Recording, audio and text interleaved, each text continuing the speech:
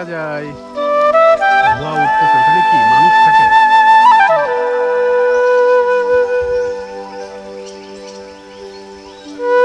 এর ভিতরে ছোট ছোট করে ওই যে সাদা সাদা দেখা যায়, এগুলো হচ্ছে এই জমি হচ্ছে আবাদ করে তারা।